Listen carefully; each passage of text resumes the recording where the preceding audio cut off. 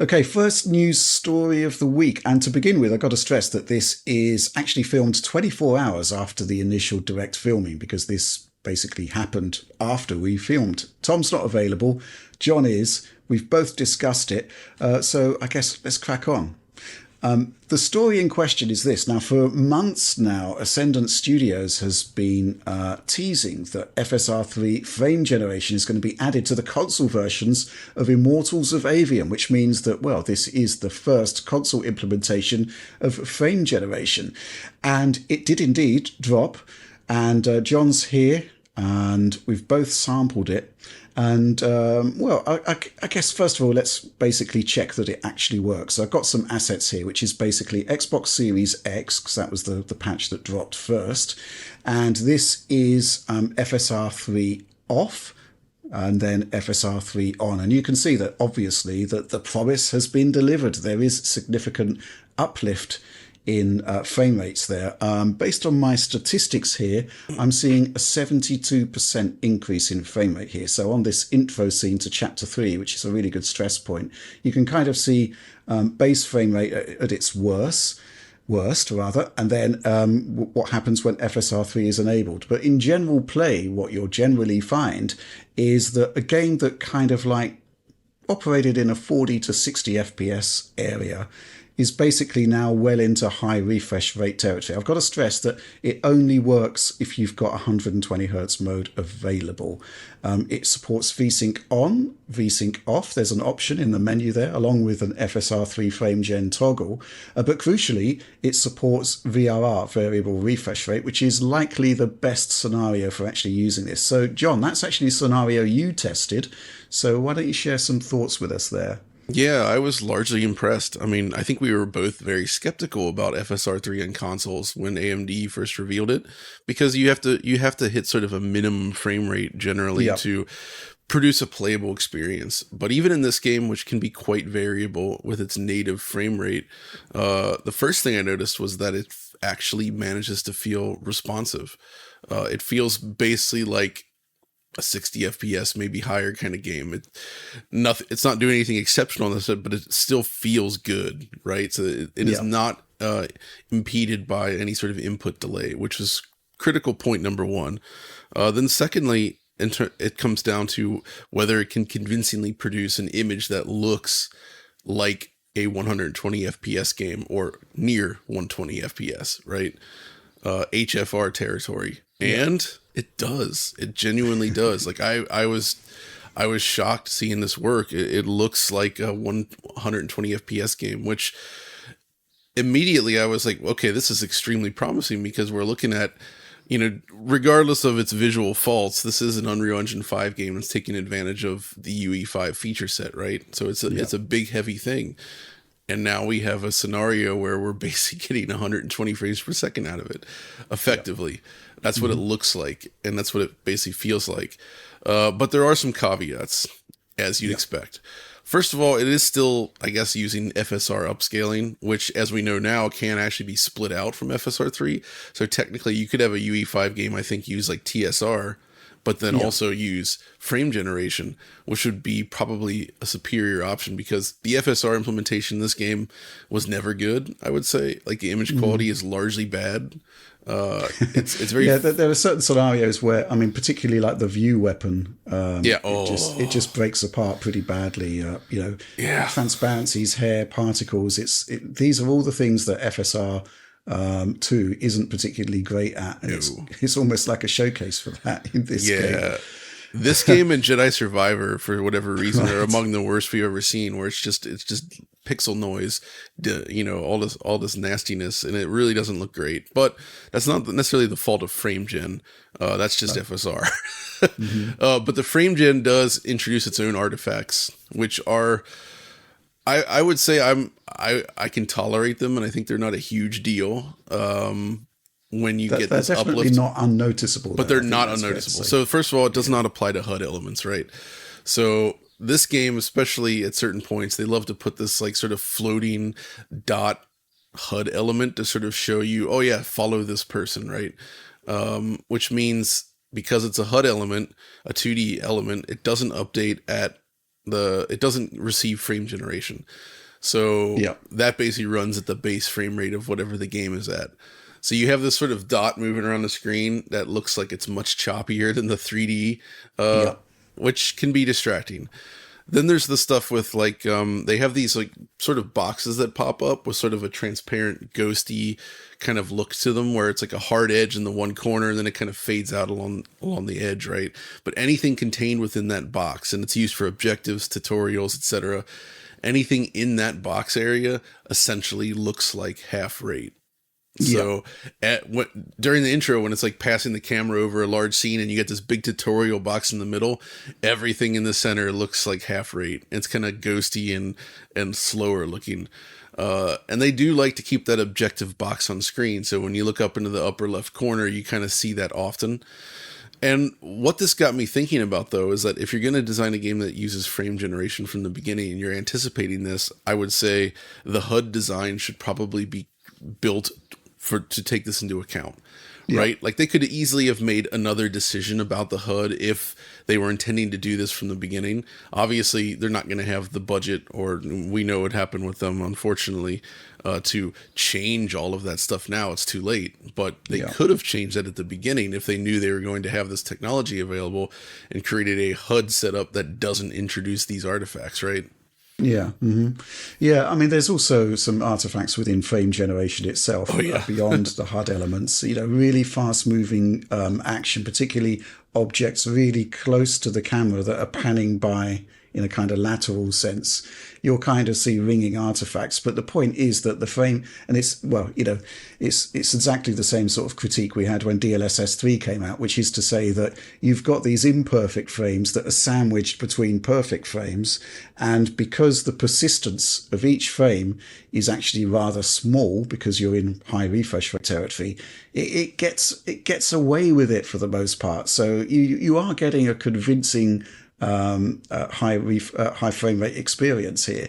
But obviously it's not perfect, but there are mitigating factors where in the general sort of run of play, it's kind of acceptable. It looks pretty good. And I don't think people are going to have too many complaints about it.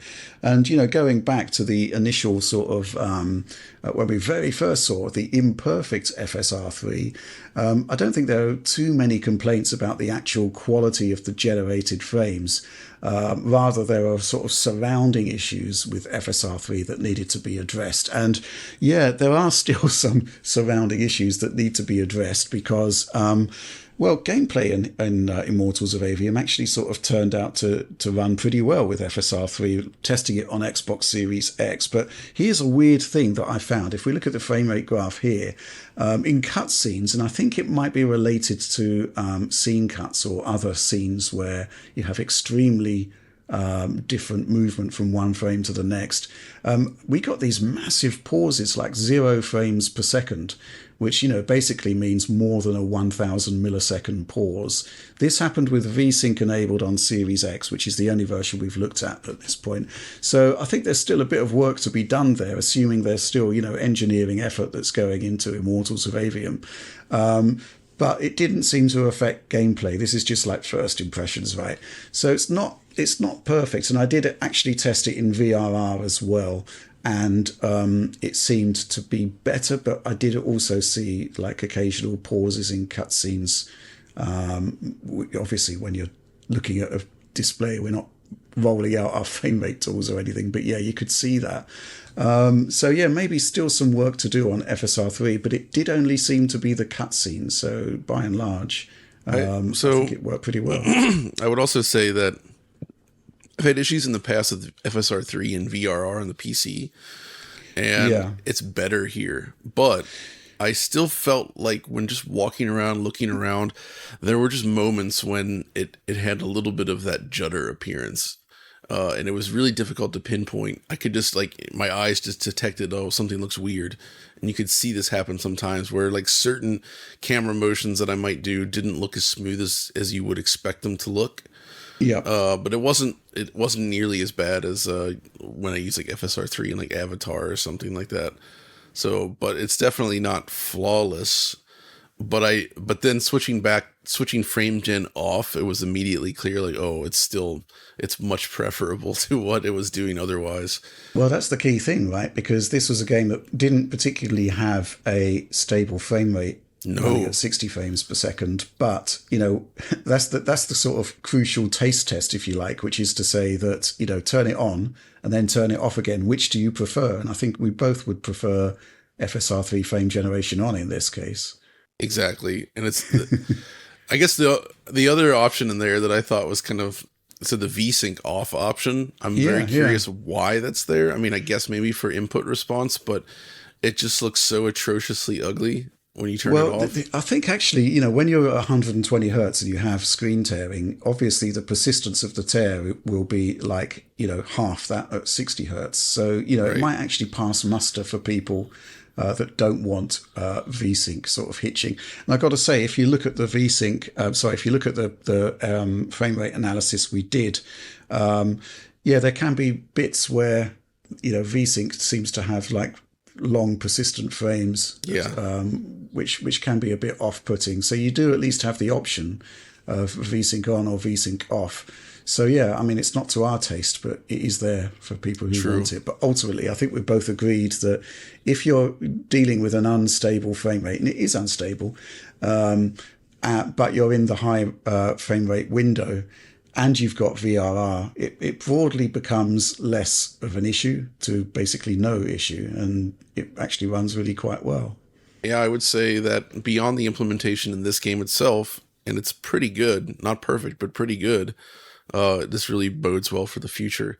And I hope we see other developers attempt this, because that boost to 100 to 120 FPS territory is sort of a game changer in terms of just visual presentation. You can get a lot more or a lot more fluidity for your buck, so to speak. And this suddenly makes other, these more advanced games a little bit more viable at this high frame rate. I'll also be curious to see what this means for something like the PS5 Professional, right? Which will have a little bit more grunt to throw around. And that's a case where we know the CPU is not a significant upgrade over the base PS5, but the GPU seems to be significantly more so. And I'm wondering if you can leverage that to do some serious high quality frame generation stuff. Yeah, I think the other thing, of course, is that AMD itself describes the base frame rate that you need as 60 frames per second, but this one is kind of all over the place, not that. Really. Yeah, And, I was surprised. It still holds up, right? Yeah, it still feels good. So I'm kind of curious if the games that have 40 FPS mode could, use FSR3 to basically unlock that frame rate and then take you into high frame rate territory with frame generation. It's an interesting new tool. I've just been sort of mousing through 120 frames per second captures as we've been discussing this, and you can see that, like, when you have those big pyrotechnic effects, you do definitely see the quote unquote real frames and then the fake ones that are interpolated between, and they are very definitely imperfect, but it's happening in a really high action, fast movement scene. So I guess, it kind of presents more as a sort of weird strobe. But, even so, I think another thing which is quite cool about this is that Immortals of Avium was a free monthly game with PlayStation Plus, and it's on Game Pass right now. So, there's lots of opportunities to actually test this without actually having bought the game. It's now moved into a new phase of its life cycle. So very, very definitely worth checking out, I'd say. And I'm going to be looking at this to see whether, well, I'm kind of curious if there's a Series S implementation. That would be great. Oh, you're Just right. to see that. Because based on Oliver's tests, the Series S version actually had a far higher frame rate than Right. Series X. That's kind of curious. Another thing which I noticed, just a final point, is that with FSR frame generation off, but running at 120 hertz with the system set to 120 hertz, the non-frame gen version actually can run faster than 60 frames per second, but in very, very limited scenarios, obviously when there's not much going on. But that was an interesting PS to add to the coverage. So I think we're going to be doing a bit more on this, but first impressions are certainly very, very positive. And as I said, there's plenty of mechanisms to sample this without having to outlay any money. So, check it out, I'd say. I would also say, though, you say the first impressions of FSR 3 are good, but the first impressions of this game are not. If you're going to play this game, I do recommend giving it a bit of a shot. Like, you got to put a little time in. I feel like going through it again, I think the introduction sequence, it's terrible. It's ugly. It's unappealing. It's a bit weird, isn't it? It's just kind of like a big traversal section that lasts for way too long. Yeah, and it's drab, and like, you don't know what's going on, don't care about the characters. Like, nothing matters. I genuinely don't like it. And then eventually, after that, you have to go through this horribly long tutorial thing. And it's just like the opening, like, 40 minutes are just, I don't know what they were thinking. It's just not good. It's just not that interesting. The game actually does pick up a lot, but man, absolutely. That intro sucks. It's also kind of weird how you get all of your powers just given to you straight off the bat in an extended tutorial section where it could have possibly been better paced and unlocked. I feel like they could have done a full level at least where you're like fighting through and slowly gaining those abilities, something like that. Just something different. And also like the intro area, like conceptually it's cool, but when you have some of the powers of UE5 with like Lumen and everything, like the way they chose to light this scene, it's really ugly. Like it genuinely, like, there's times where I'm looking at this and it's like, this is like a large scale PS triple game, just in terms of the way it's lit. It's very, very just not. I get what you're saying. But I think we're both agreed it does get better. I think sort of chapter 3 onwards. Significantly better. Significantly better. It's actually quite a fun little game. And there's some neat stuff in here. And it does look beautiful too, once you get through that. So that's just my point. If you're going to sample this on like Game Pass or something, you might be inclined to shut it off right away. But don't. Stick with it.